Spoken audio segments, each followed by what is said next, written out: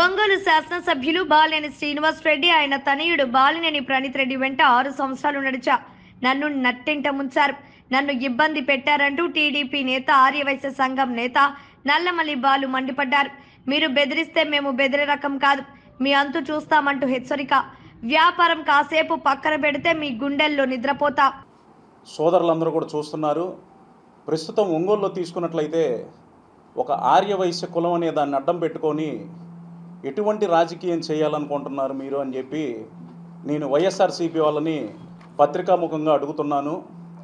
నేను 6 సంవత్సరాలు బాలినేని శ్రీనివాస్ రెడ్డి గారి వెంట ఉండి, ప్రణీత్ రెడ్డి గారి వెంట ఉండి, కోవిడ్ సమయంలో కానీ మా ఇంట్లో చావు బ్రతుకులు కూడా మేము లెక్క చేయకుండా, ప్రాణాన్ని సైతం లెక్క చేయకుండా ఒంగోలులో మేము ఎంత సేవ చేశామనేది మీ అందరికీ కూడా తెలిసిన విషయమే. అటువంటి వ్యక్తిని ఈరోజు మనోభావాలు దెబ్బతిన్నాయని చెప్పి నేను రాబోయే ఇప్పుడు ప్రస్తుత రాష్ట్ర భవిష్యత్తును ఉద్దేశం పెట్టుకొని ఉద్యోగం రావాలన్నా, వ్యాపారాలు బాగుండాలన్నా తెలుగుదేశం పార్టీ వస్తేనే ఇది సాధ్యం అని చెప్పి దానికోసం పార్టీ మారాము.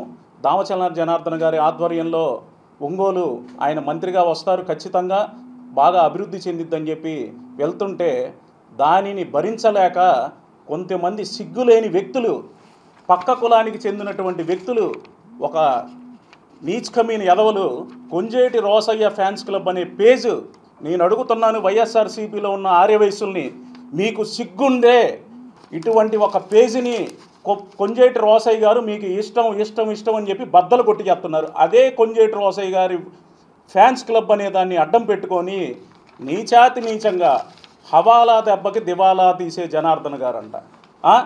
ఏంటండి ఈ పోస్టులు?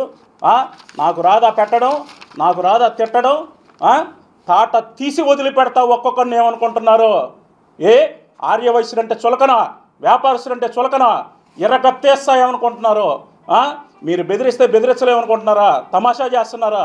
ఒక వ్యక్తిని అడ్డం పెట్టుకొని నా ఫోటో పెట్టుకొని ఇంతలావును బెదిరిస్తారా మీరు? బాంచర్ చెప్తున్నాను ఏమనుకుంటున్నారో?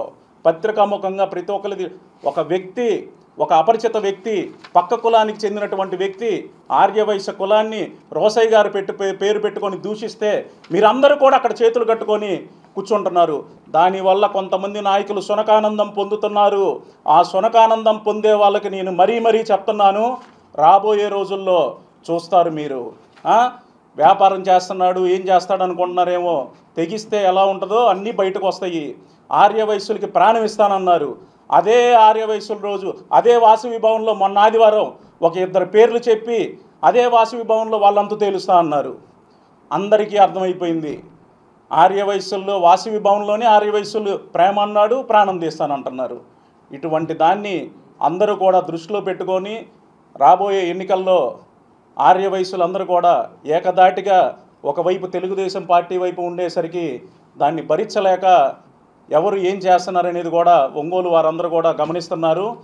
దీన్ని దృష్టిలో పెట్టుకొని వైశ్య సోదరులు సోదరీమణులు అందరూ కూడా రాబోయే ఎన్నికల్లో తెలుగుదేశం పార్టీని ఏకదాటిగా అఖండ మెజారిటీతో గెలిపించి చంద్రబాబు గారి నాయకత్వంలో దామచల్ల జనార్దన్ గారిని మంత్రిగా చూసుకోవాల్సిన బాధ్యత, మన పిల్లల భవిష్యత్తు, వారి విద్య, ఉద్యోగం, వ్యాపారం, వారి భవిష్యత్తు అంతా కూడా బాగుండాలని చెప్పి ఆ దేవుని భగవంతుని మనస్ఫూర్తిగా కోరుకుంటూ సెలవు తీసుకుంటున్నాను.